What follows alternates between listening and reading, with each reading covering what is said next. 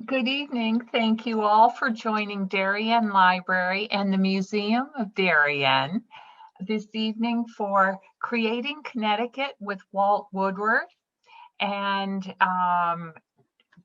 Maggie McIntyre, the executive director of the Museum of Darien, is going to tell you all about Walt. But before I do that, I'd just like to mention that programs at Darien Library are made possible by the annual Friends of the Library campaign. We thank you for your support to make programs like this, as well as our collections available to the community. I hope everyone is ready to learn about creating Connecticut. And now I'm pass the mic over to Maggie. Thank you, Pat. And I'm thrilled to welcome with us tonight Walter Woodward.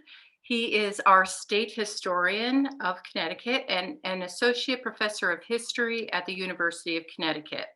An award-winning author, he is the narrator and producer of Today in Connecticut History with the Connecticut Humanities and Grading the Nutmeg, the podcast of Connecticut history with Connecticut Explored magazine.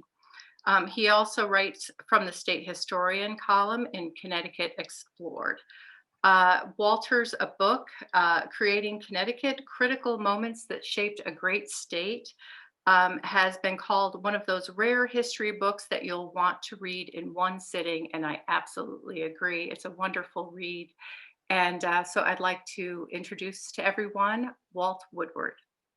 Thank you so much, Maggie. What a very nice introduction, and thank all of you for coming out. This is a book that means a great deal to me, and I'm so happy to have a chance to come share it with you. When I finish this book is different than I think this is my fifth book, but it's different than any other book I've ever written. And all the time I was writing this book, I thought, when I get done, I have to explain to people why it's different and what this book was about and how am I going to do it. And I finally, when I was sitting and thinking how to do it, I thought back to my very first graduate seminar. Um, when I was just ready to become a professional historian. I was so excited. Wow, I get to drink history out of a fire hose now and, learn how to do this for a living. And I went to my first graduate seminar with a very dour University of Connecticut professor named Richard D. Brown. And I am just chomping at the bit to go show how eager I am to be a historian. And the first question he asked in this seminar, in my very first class as a graduate student, was, why did the author write this book? And I was just nonplussed because it had never occurred to me to think about, that question. Well, in his classes, we spent 3 hours a week for the next 15 weeks. We'd read a book a week, and every seminar began with that question. 3 hours later, we thought we knew. So I thought when I introduced Creating Connecticut to people, I would begin the way that Dick Brown began, or at least using him as an inspiration. And so, what I would like to do by way of beginning this talk is to tell you why I wrote this book. As Connecticut State Historian, I've had the good fortune to spend my career focusing my historical research on this state, its people, and their stories. Creating Connecticut is a product of that effort. It's a collection of 24 stories, 12 shorter, 12 longer, each of which tells us something important about Connecticut's past, something that still, in one way or another, affects our lives as Connecticutans today.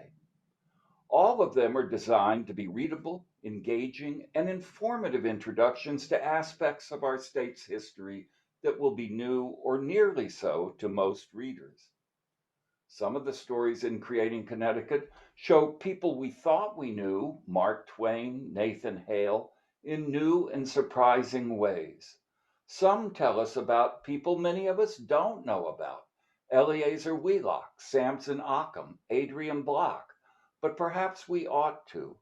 And many are about events, movements, and periods of change: the Pequot War, the Hartford Witch Hunt, outmigration to Connecticut's Western Reserve, Irish immigration into the state, crucial moments when Connecticutans were tested and called on by circumstances to change their minds, values, approaches, and even lives, times very much like the one we're living through right now.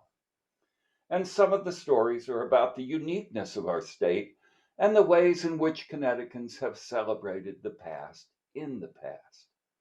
The focus here is on stories that both interest and matter.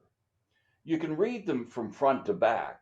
They're arranged more or less in chronological order, or you can scan the table of contents and just jump in with the story that seems most interesting to you. My hope for this book is that you'll read all the stories and come away with a desire to know more about Connecticut history. So now you know why I wrote this book. And what I'd like to do with the rest of my talk is read a few passages from a few of the stories in Creating Connecticut, then answer any questions you may have. And at the end, I'll tell you how, if you would like to, you can get your very own signed copy of this rare literary gem. That's what my wife calls it, which explains why she's my wife. And I will begin with a reading from Creating Connecticut's first story about Connecticut's restless beginnings and the 50 years of conflict between the Dutch and English and indigenous people of this state, a restless era that is today an all but forgotten part of our history. It begins with a day in April in the year 1614. In the spring of 1614, Adrian Block sailed the little ship he had built and named Onrust, Restlessness, into the river the Algonquians called Connecticut, or the place of the long water. The 47-year-old Dutchman was as restless as his vessel, and anxious to make up the losses he had experienced the previous winter when his ship Tiger had accidentally burned to the waterline at Manhattan. The trader and explorer was anxious, too, to secure the Dutch government's recent promise of a trading monopoly over any new countries or harbors discovered by Dutch explorers. Restless to turn his fortunes around, Block came up a river that was itself restless, running fresh and full of upriver snowmelt and spring rain. He named the river the Versha, meaning fresh, as in fast running, and as the first known European to probe its courses and seek its opportunities, he launched an era of restlessness that would change this river and its people forever. Then as now, restless had many meanings, and all would apply to the world the arrival of this little boat helped create. A generation of restless Europeans, both Dutch and English, constantly in motion, never ceasing or pausing, would come to the Connecticut, the place of the long water, first in search of trade with the indigenous people, and soon after in quest of those people's lands and resources. Some of them were spiritually restless, troubled in mind and soul, and seeking a place to serve their God as their consciences demanded. For the Native Americans already here, the arrival of the Onrust heralded a new restlessness, first as they jostled to control distribution of European trade goods, and later as they fought the incoming insurgents' efforts to take their lands and control their lives. For Connecticut's first peoples, the arrival of the Onrust brought centuries of restlessness, literal sleepless, worry, sickness, turmoil, and death. Time is the acid rain of historical memory. Slowly, often over generations stretching into centuries, important details of the past can fade one by one until what was once crucial to the life of a time and people is all but forgotten. So it has been with the Dutch history of Connecticut. Most school children are still taught that the first European to come to Connecticut was Adrian Block, and many students of Hartford history know the Dutch had a trading house there somewhere close to the later site of Sam Colt's arms manufacturing complex. But for the average Connecticut, that's pretty much the sum of it. The English arrived and the Dutch faded to black. The rest of the colonial story, as they remember it, is a simplistic tale of English versus Indians that quickly morphs into one about patriots versus Tories. But that's not how it was. For its first 50 years, Connecticut was a restless, seething site of constant competition, pitting nation against nation, tribe against tribe, and colonies against colonies in a Rubik's Cube of combinations that always involved the Dutch. Nothing was done by the English at Connecticut without first calculating the Dutch response in New Netherland or at the States General, the seat of government in The Hague. No English settlement was expanded, no tribal alliance contracted, no trading venture launched without calculating the Dutch reaction. The Dutch Connecticut story was a deeply conflicted, sometimes harrowing experience. Those who lived in that time knew their lives depended on knowing it in great detail. Now, I go on in the chapter to highlight the nearly continuous state of conflict between the various English plantations, Dutch authorities, and the Indian communities, and the shifting alliances that made life a restless and fearful struggle for everyone in Connecticut's first half century. It was a restless era that set the stage for much that came after, including Connecticut's history of witch hunting. In another chapter, I try to answer some of the questions that history raises.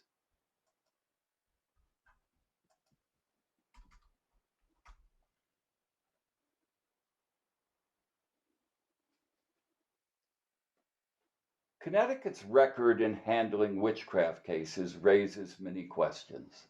Some are unique to Connecticut, some apply to all witch hunts.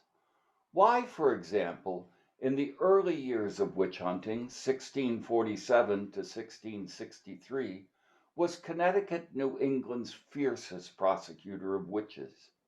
Why did it switch from being the region's greatest witch killer to the colony that ended executions permanently a generation before Salem? Why did people even believe in witchcraft? What exactly did people think witches could do? And why did it scare them so much? Why were most witches women? What made someone who had been a neighbor for many years suddenly so dangerous that community safety made executing them mandatory?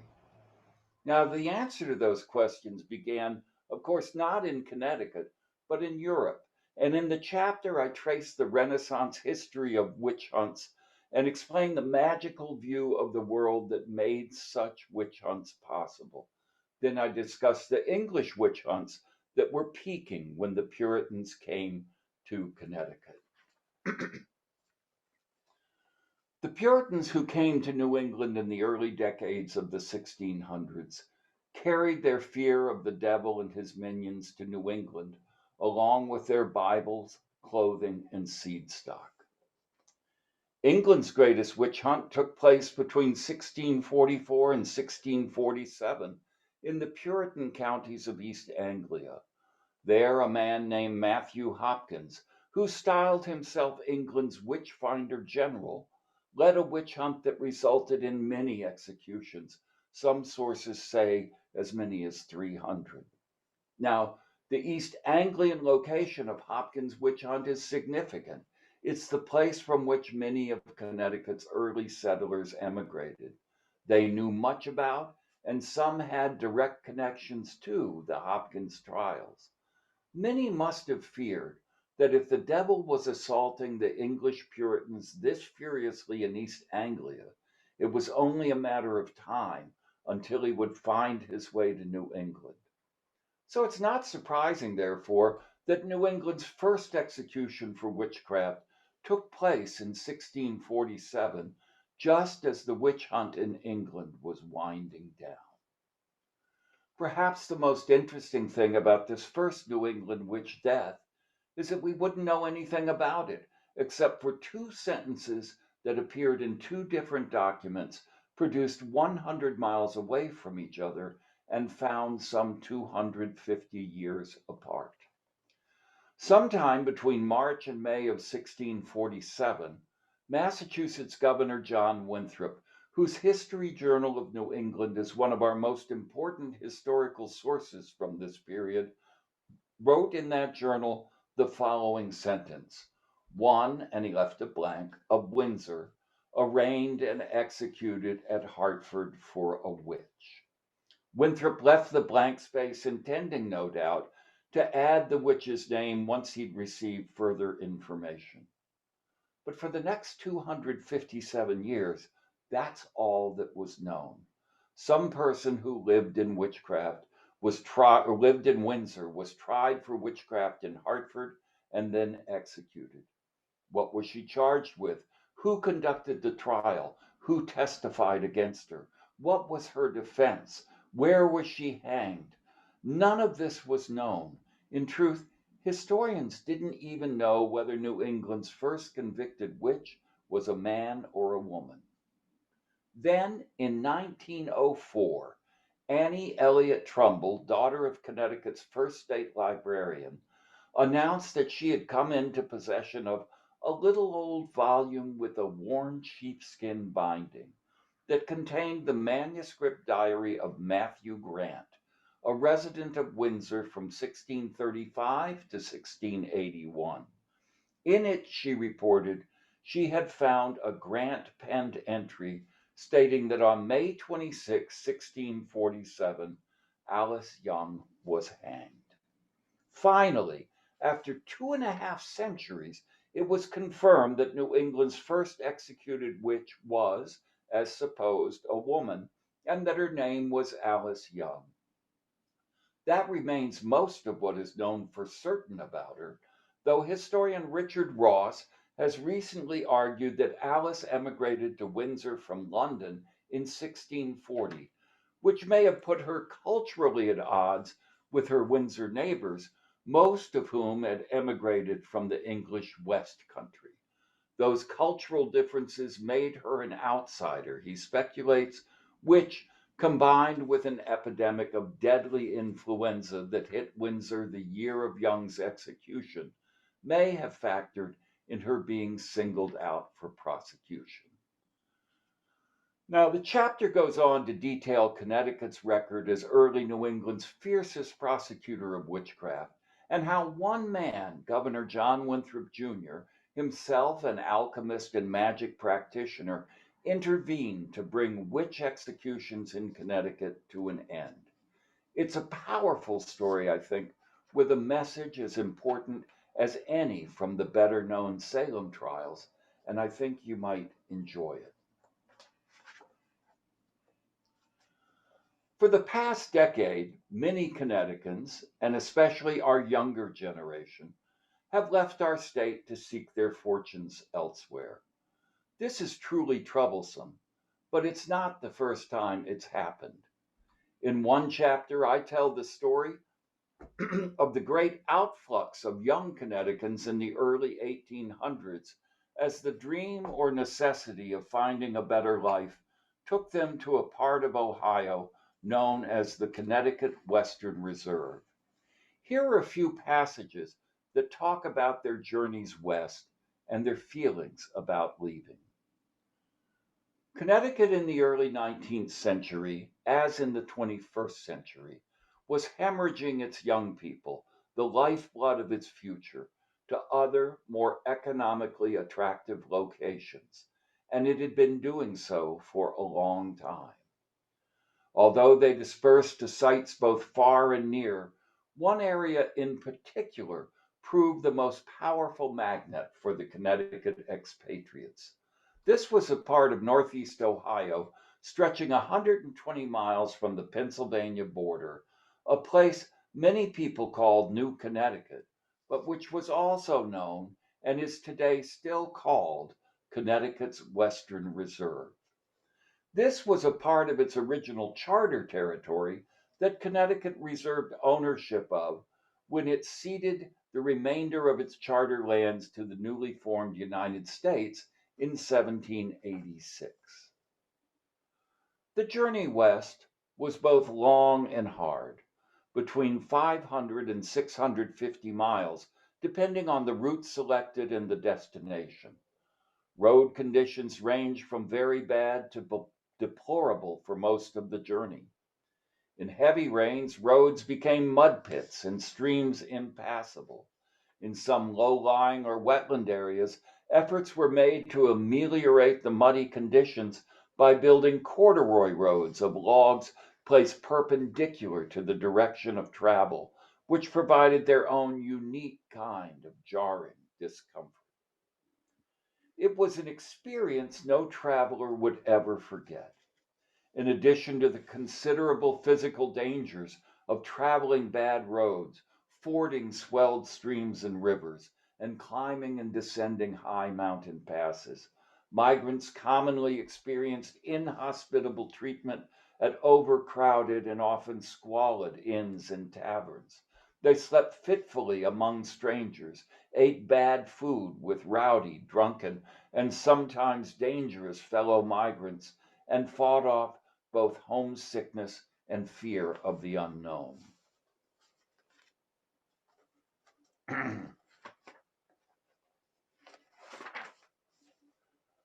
How did all these migrants feel about pulling up roots and leaving their native state? Some undoubtedly felt a pioneer's excitement at facing a world that was all possibility.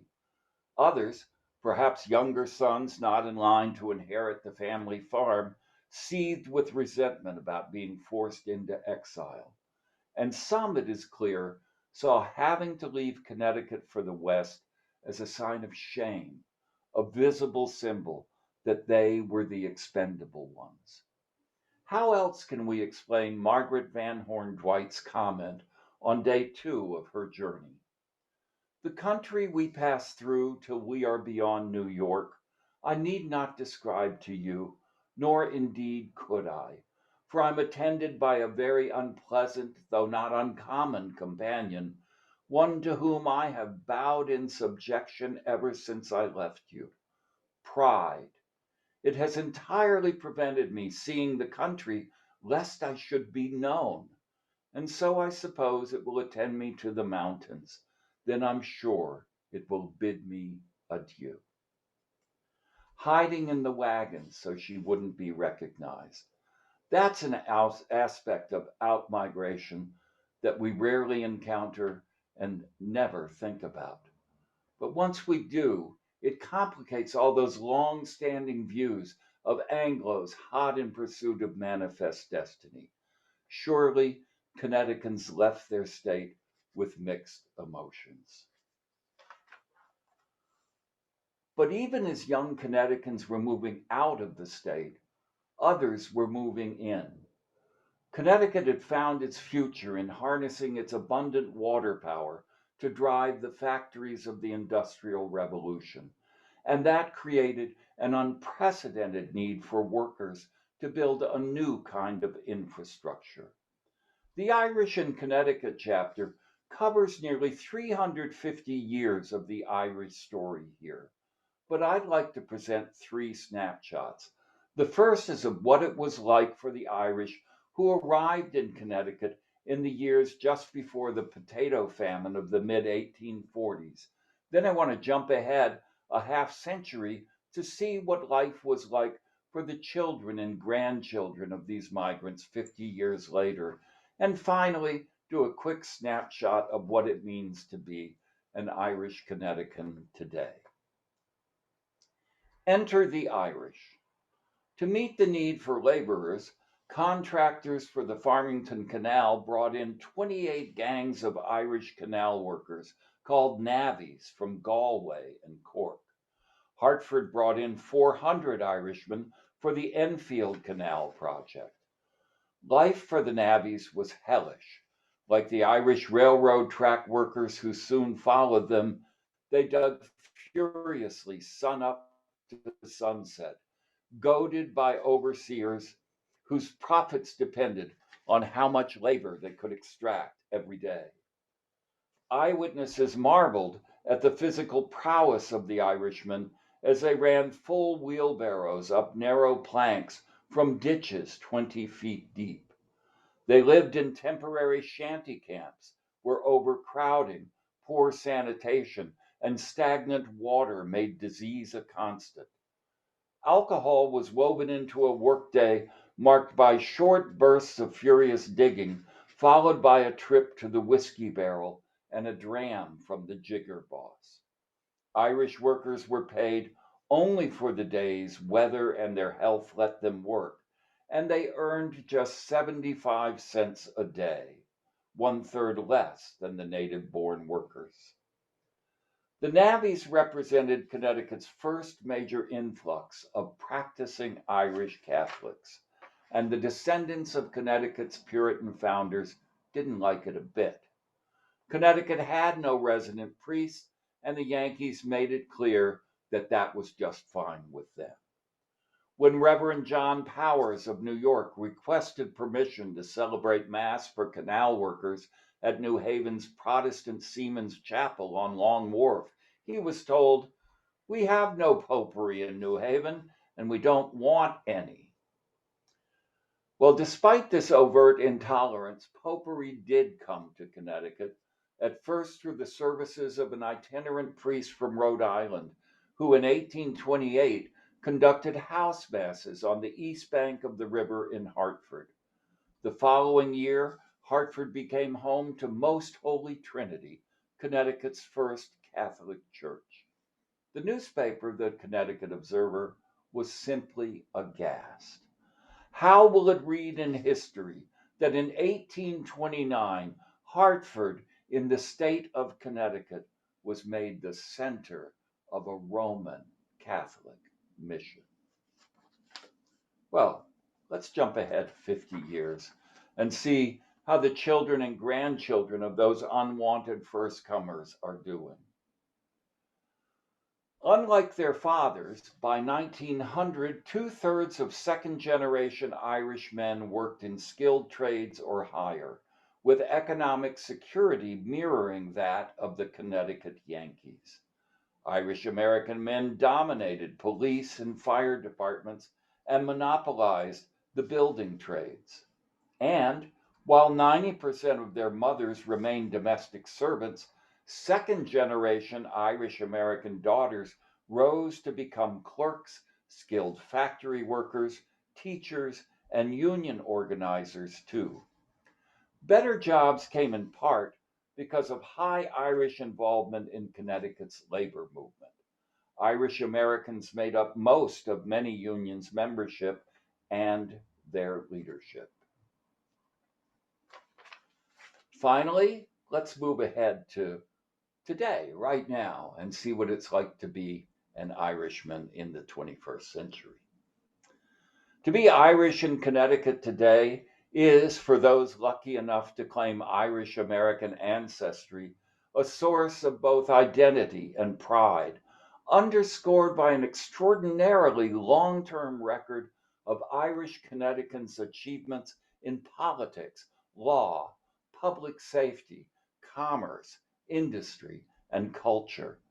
The fact that such achievements were made by a people once reviled as incapable, discriminated against as inferior, and treated as unwelcome interlopers in a society that took offense at their very presence is an important reminder, especially in times like these, that the very people we fear at one moment can sometimes turn out to be the source of some of our society's greatest strengths.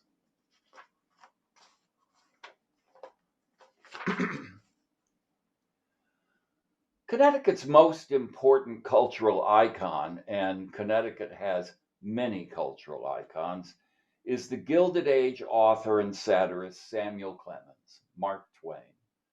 His historic home in Hartford is also one of the country's great historic landmarks. In Mark Twain and the Historic House Problem, I come right out and ask the question I think everyone thinks about when they go and visit his house, but maybe because he was such a great man, they're a little shy to ask it. Not me. I just go right up to the tour guide and I say, why can't I smell smoke? Twain was no ordinary smoker. He was a deeply committed, unregenerate, professional pipe and cigar smoker who mastered his craft at an early age and continued to improve upon it for the next 68 years. In the great age of industrial production, Twain turned himself into a literary factory, belching cigar smoke as the words poured forth. Wherever Twain went, tobacco smoke followed, and one of his greatest fears was to be where tobacco wasn't. In 1867, one day before sailing to Honolulu from British Columbia, Twain found a local wholesale tobacconist and brought 3,000 cheroots, that's little cigars, and 15 pounds of tobacco. That was about one cigar per nautical mile of the impending voyage. Later that afternoon, he went back and bought 3,000 more cheroots. That night, shortly after beginning a farewell public lecture, Twain stopped his talk in midstream, called his manager up to the stage, and said, "Pond, I fear that cigar place may close before I get through here. Go there now and get 1,500 more of those cheroots." In the morning, Twain and his 7,500 cigars, plus his tobacco, happily embarked for the Sandwich Isles. Now, Twain knew smoking was generally unhealthy, but he saw the habit as a kind of life vest that provided a wellness safety margin. He told the story of the doctor who visited an 80-year-old woman who was in rapidly failing health. "You must stop drinking," he told her. "I never touched a drop of alcohol in my life," she answered. "Then you must immediately give up smoking," the doctor said. "I have never, ever smoked," she said indignantly. "Well then," the doctor replied, "there's no way I can help you. You are a sinking ship with no freight to throw overboard."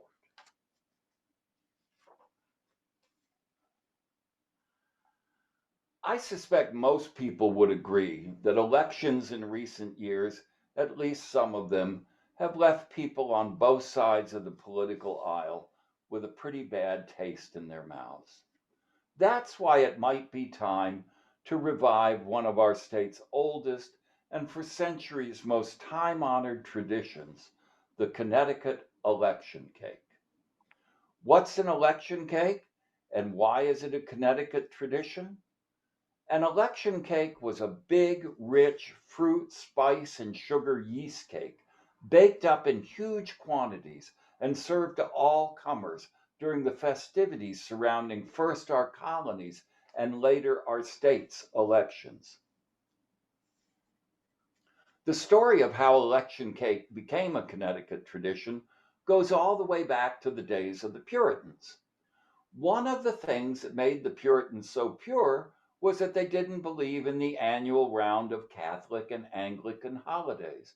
They didn't celebrate Christmas or Easter or any of the numerous saints and festival days, and for them, New Year's Day came on March 26th, so no midnight kisses or dropping ball either.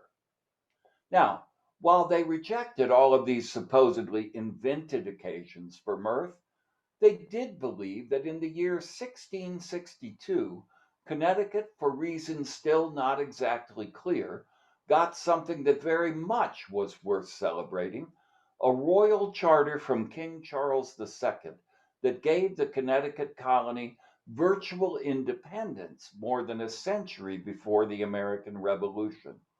Unlike Massachusetts and Virginia and the other royally governed American colonies, Connecticut could make its own laws and, more important, elect its own leaders without royal oversight. This right to choose their own leaders was seen from the start as fundamentally important and distinctive, worth celebrating and worth protecting. So it's not surprising that on those days when Connecticutans gathered to choose their leaders, back then Election Day took place in early May, these otherwise celebration-starved Puritans found reason to celebrate, and what better way to do so than with cake and lots of it? We know Connecticutans were feasting on Election Day well before the American Revolution because the colonial records tell us so.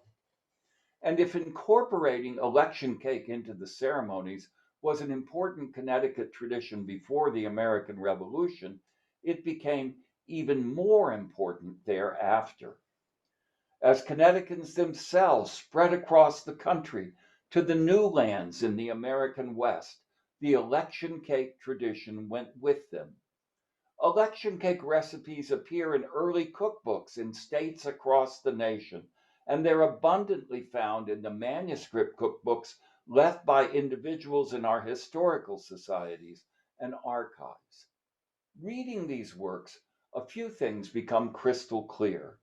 Election cakes were central to the election rituals in many places, but especially here in Connecticut.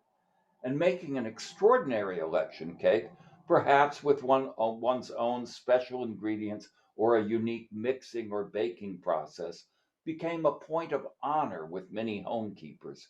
Having a reputation for making a delicious election cake became a competitive source of status.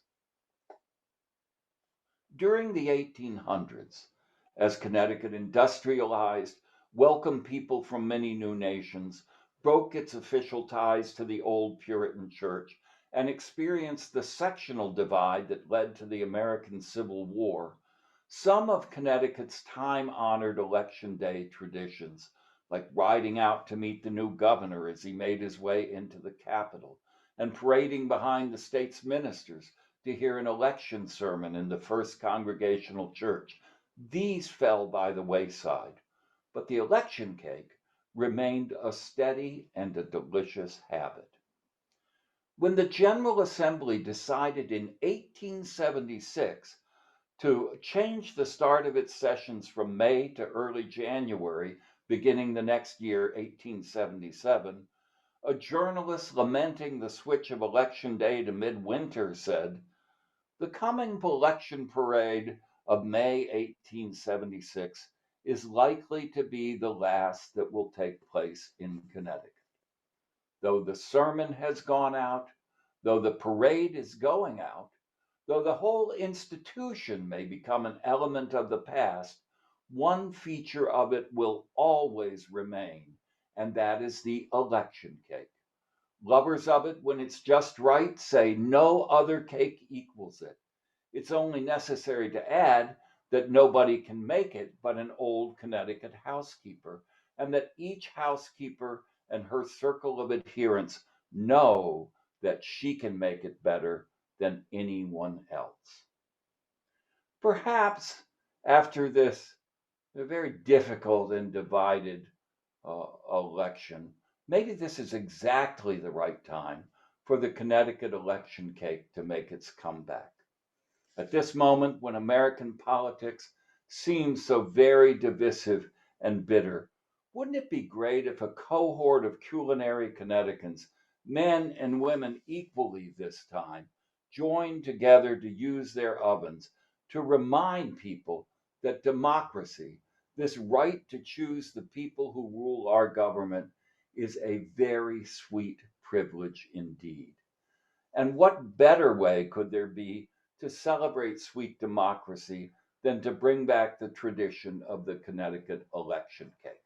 Now, I am seriously championing this idea around the state, and I'm happy to say that before the last election, there were people all over the state baking election cakes, and they sent me pictures of them. And I'm really going to work to kind of keep this going. I put a recipe, a modernized recipe for the election cake in Creating Connecticut. It's at the end of this chapter. But if you would like one, in a few minutes, I'm going to put my email address up on the screen. And if you would like a copy of the election cake recipe, please just drop me a line, say, send me the election cake recipe. I'll be happy to send the recipe to you. If you make it, please email me back, send a picture of your cake, and tell me how it went over, if you will. So that's an overview of Creating Connecticut. It's some of the 24 stories, and it's only a sampler. In addition, there are stories on the rough justice meted out by the British to Connecticut state hero Nathan Hale. There's a recounting of 1935's Pull Out All the Stops anniversary for the 300th anniversary of Connecticut's founding. There's the inspiring 275-year-old story of the Lyman family's whatever it takes devotion to make and keep Lyman orchards a thriving Connecticut farm. There's a story about the Puritans' only art form, gravestone carving. There's a profile of Irish-born Governor John Dempsey, the only immigrant governor of Connecticut since the colonial era. There's a meditation on what it is that makes Connecticut such a unique state. And that's just a sample. I hope you like what you've heard enough to want to read more, and that if you do, you'll check out a copy from the library, pick one up at your local bookstore, or order one online.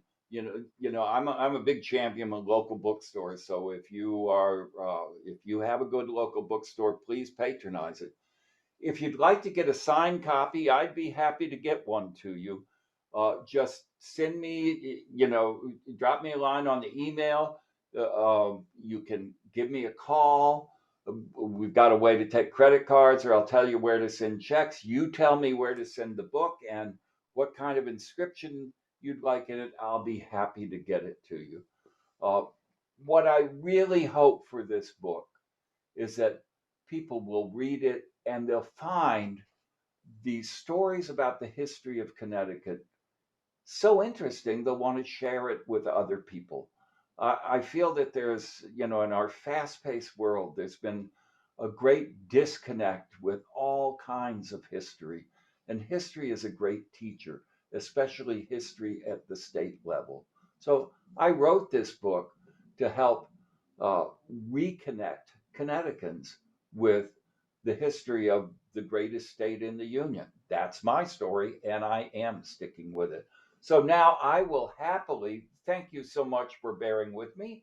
And I'm going to give the screen back now. And I'll leave this up for a minute. And I'll be happy to answer any questions that you may have. And thanks so much for listening. Very nice of you. Thank you, Walt. That was really great. Thank you. I can't see. Pat, are you there? Yes.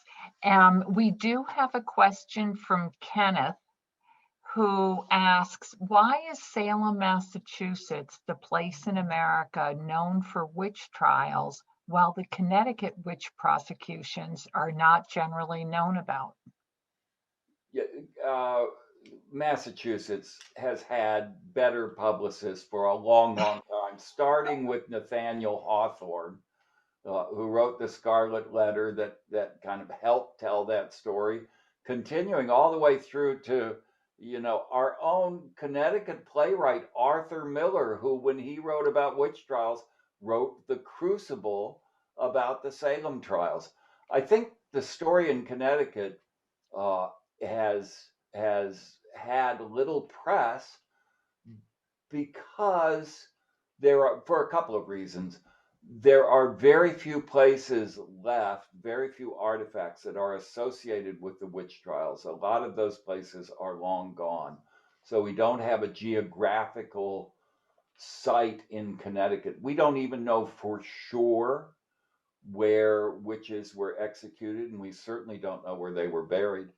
But more than that, for I think a long time, the witchcraft story in Connecticut was something of an embarrassment. It was just, better not talked about.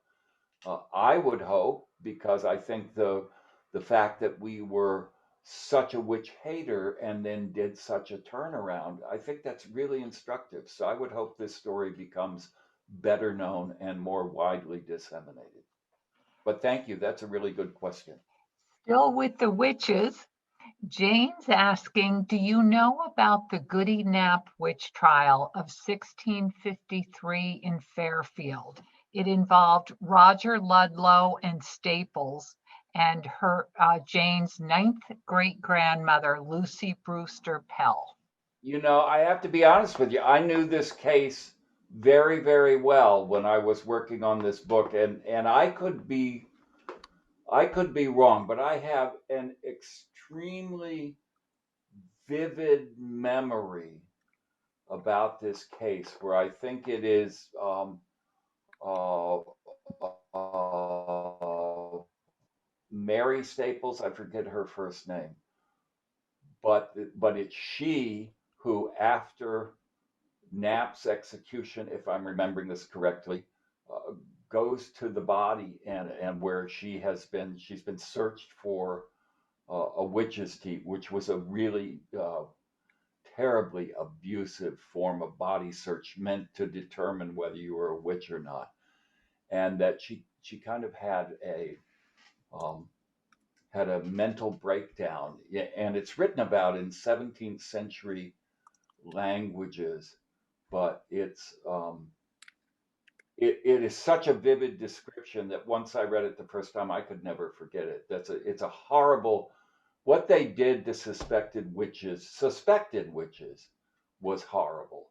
And the whole thing it's terrible to read, and it's a constant reminder of how vicious we can be when we let our fears get the best of us.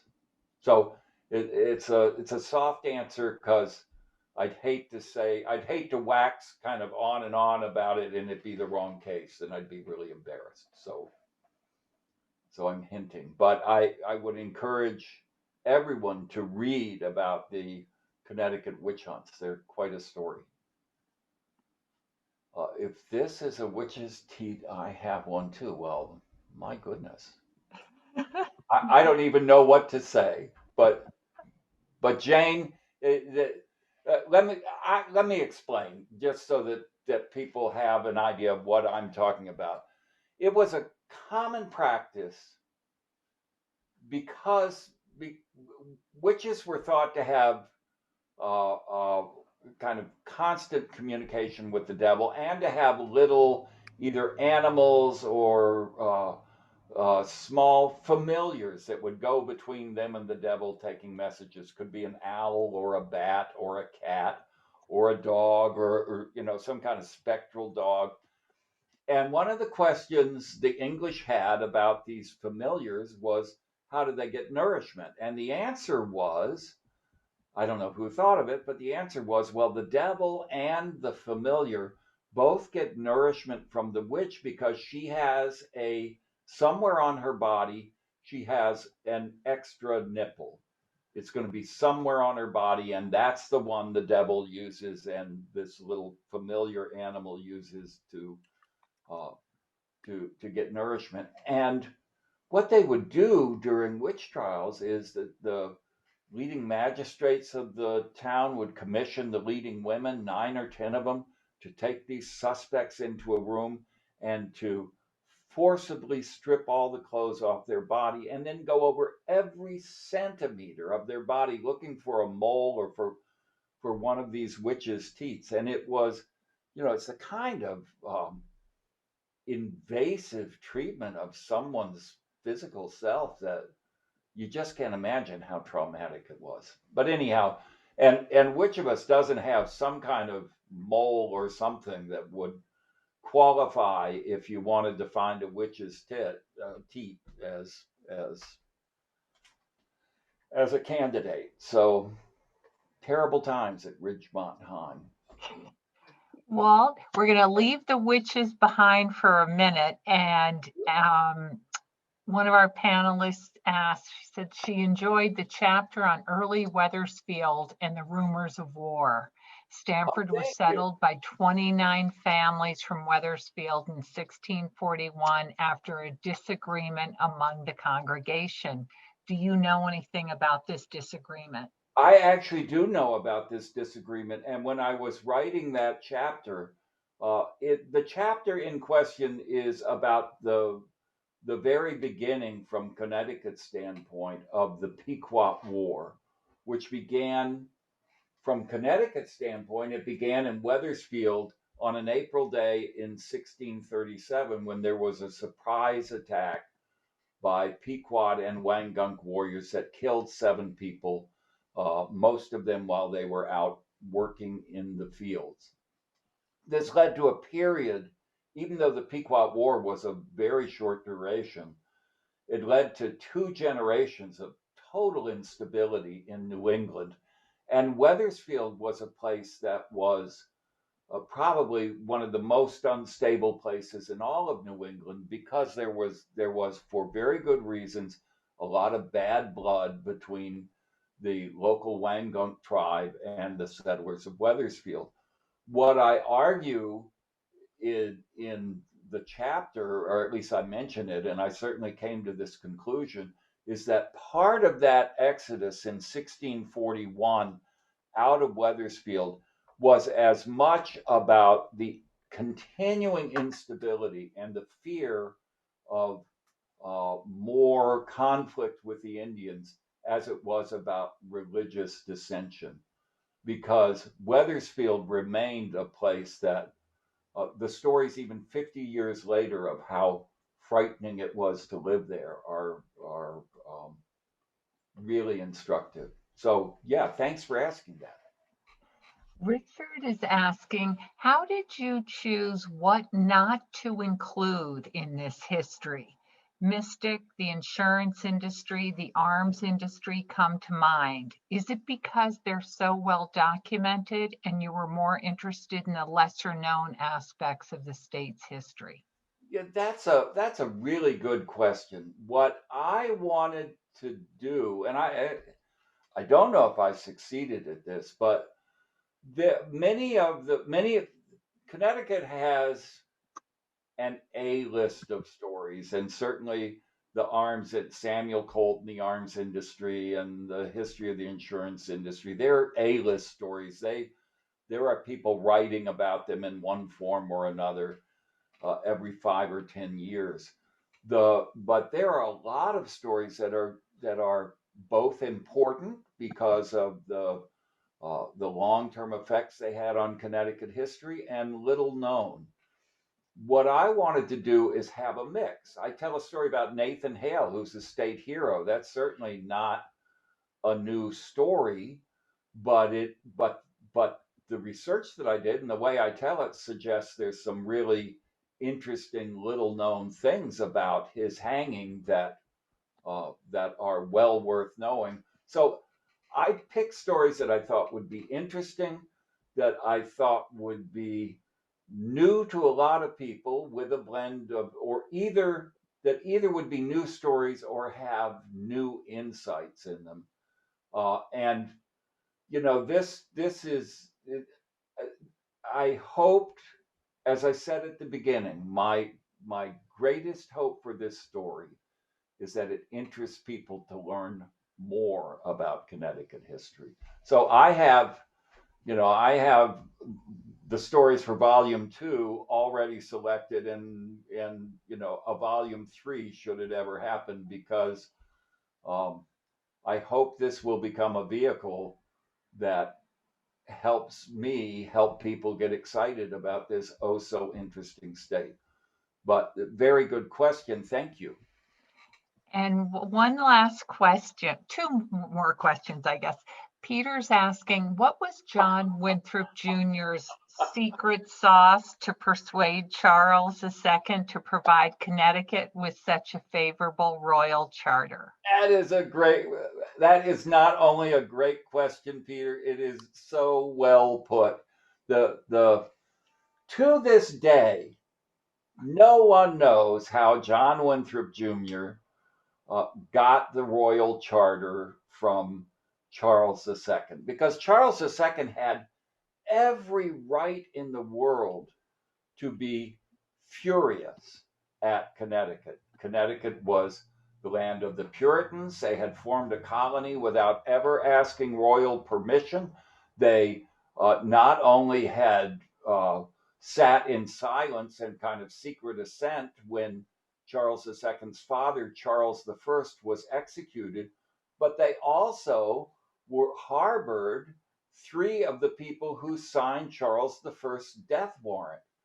Uh, so there was every reason to think Charles II would exact retribution on Connecticut rather than give them this wonderful charter. What I argue in my book, Prospero's America, John Winthrop Jr., Alchemy and the Creation of New England Culture, is that Charles II was playing imperial politics, that he recognized that Winthrop was a very skillful and well-liked politician. And Charles's agenda was to unite all the New England colonies and the mid-Atlantic colonies into one large royal-controlled colony called the Dominion of New England. And I argue that the royal charter given to John Winthrop Jr. was an effort to kind of co-opt him into becoming a champion for the Crown's policies. Because right after Winthrop gets back to Connecticut with this charter, the Royal Society and the Crown start making all these demands about information about Connecticut. And Winthrop smells, that they're like, they want to know too much. They're pushing for too much information, and he pushes back. So that's my theory. The truth of the matter is, no one knows. There are a lot of speculations. I think I have pretty good documentation for my argument in my book, but it remains a perennially interesting questions for people who have studied this period and that event. And last but not least, Walt, can you talk about the origins of the state's nicknames? Oh my gosh, can I? We are known as the Nutmeg State, the Land of Steady Habits, the Provision State, the Constitution State. Some people call us the Charter Oak State. We've been called the Arsenal of Democracy. We have a lot of nicknames. So let me touch on probably the biggest one, I think, is the Nutmeg State. Mhm. We are called the Nutmeg State because in the early 1800s, the same time all of these people are moving out of Connecticut to Ohio, and the Industrial Revolution is starting to bring a lot of new manufacturers into Connecticut.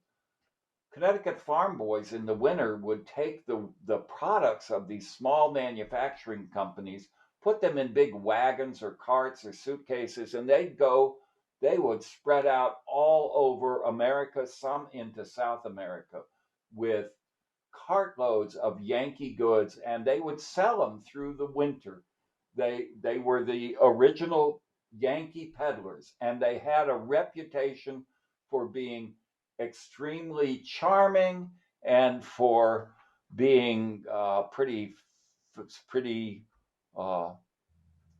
tricky in their trading dealings. And one of the things for which they were most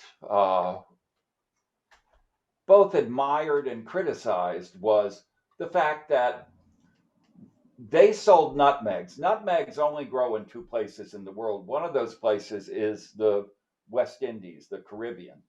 And Connecticut had a good coastal trade with the Caribbean. So Connecticut's coastal traders brought back nutmegs for these Yankee peddlers to go sell. Well, while they're moving from town to town by their campfires at night, they realized that in these little tins or packets of nutmegs, that all they had to do was take a penknife and a little piece of wood, and they could whittle out something that looked like a nutmeg in about 5 minutes, slip it in with the real nutmegs, take a couple out, and they could vastly increase their profits. The story was that they would sell wooden nutmegs to people, but they were so charming and so much fun, and because they were in the middle of the can or the tin, they wouldn't be found till months after the peddler was gone, that when the person found out, because the guy had been such a charmer, they would just laugh at having been taken by the Yankee peddler. But whenever you hear people talk about the Nutmeg State, it's about somebody who is a pretty fast trader. So that's our story, and it was in the early 20th century. The reason they wanted to call Connecticut the Constitution State after the Fundamental Orders of Connecticut, which was being touted as the first written constitution in America, there was a movement by leading ladies of Hartford to change the nickname because Nutmeg State suggested such terrible things about Connecticut. And the Hartford Courant ran this editorial saying, do not allow anyone to use Nutmeg State in your presence. It is such an embarrassment to the state. Well, that didn't work. And 35 years later, when they were doing the 300th anniversary of the state, one of the most sought after items was a lapel pin with a nutmeg suspended from Connecticut 300. So, and I have one of those, and I wear it from time to time, back in the days when things were three-dimensional instead of two. That's great, Walt. I think that is the end of the questions. Well, I just want to thank everyone for their time and for coming. I hope you will read the book. If you like it, I hope you'll share it with friends. Even if you don't read the book, I hope that something tonight has quickened a little bit of interest to learn more about the history of this magnificent state that we live in. And, you know, we have good times and bad times in, right? Thank you so much, Walt. This was wonderful. Thank you all. Have a good evening. And You thank you very much for inviting me. too. You too, Walt. Thank you.